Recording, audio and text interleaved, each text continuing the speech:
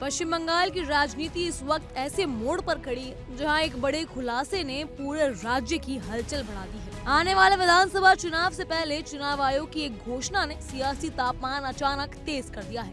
ये दावा किसी राजनीतिक पार्टी का नहीं बल्कि खुद चुनाव आयोग का है। जी हाँ, और दावा इतना बड़ा है कि पूरे राज्य की राजनीति हिल चुकी है।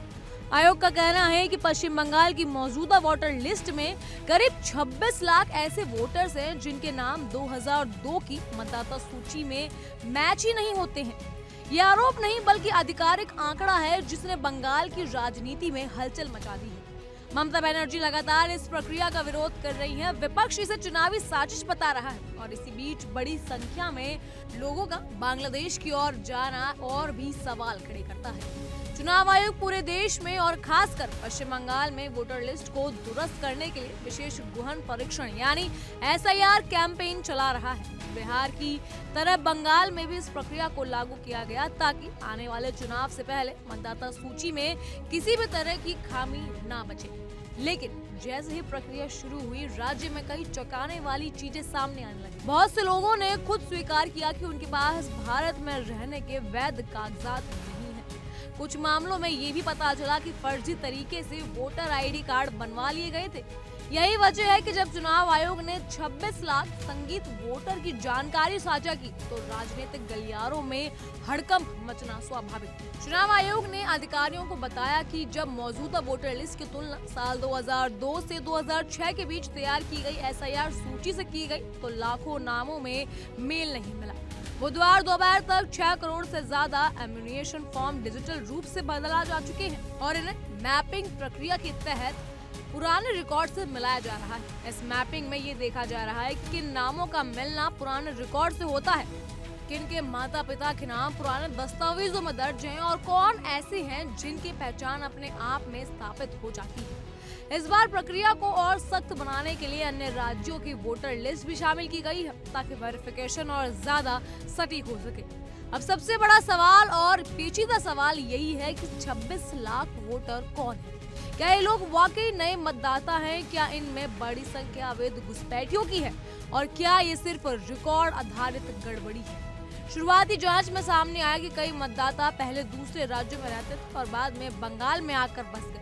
ऐसे मामलों में पुराने रिकॉर्ड अलग अलग राज्यों में मौजूद है, इसीलिए मिलान में समय लग रहा है। लेकिन अधिकारियों ने साफ कहा कि डिजिटल वेरिफिकेशन के बढ़ने के बाद ये संख्या और भी बढ़ सकती है।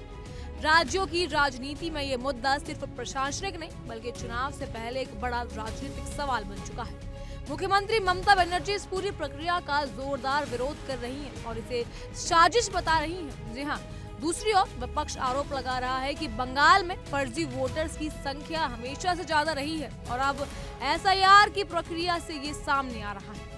इसी बीच बड़ी संख्या में लोगों का बांग्लादेश की तरफ जाते हुए देखा जाना और कुछ लोगों द्वारा खुद ये स्वीकार करना कि उनके पास वैलिड डॉक्यूमेंट नहीं है, इन सब ने राजनीतिक तनाव को और बढ़ा दिया है। लेकिन अब सवाल ये है कि आगे क्या होगा? क्या इन 26 लाख लोगों के नाम वोटर लिस्ट से हटाए जाएंगे? चुनाव आयोग ने साफ किया है कि ऐसा तुरंत नहीं होगा। जिन लोगों का डाटा पुराने रिकॉर्ड से मैच हो जाएगा उन्हें किसी भी अतिरिक्त दस्तावेज की जरूरत नहीं होगी।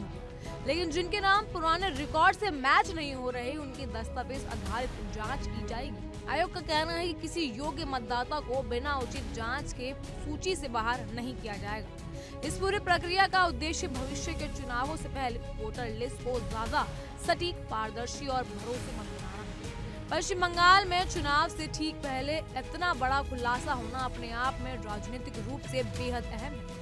लाखों वोटर्स पर सवाल उठाने से ज्यादा राजनीतिक दलों में रणनीतियां बदलेंगी, वोटर बैंक पर भी असर पड़ेगा और चुनावी समीकरण भी बदलेंगे।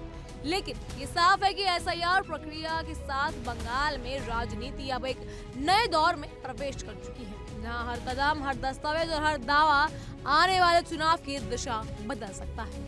बहरहाल इन सब पर आपकी क्या राय है, हमें कमेंट सेक्शन के जरिए जरूर बताइएगा। फिलहाल के लिए इतना ही। तमाम खबरों के लिए फॉलो कीजिए इंडिया टीवी।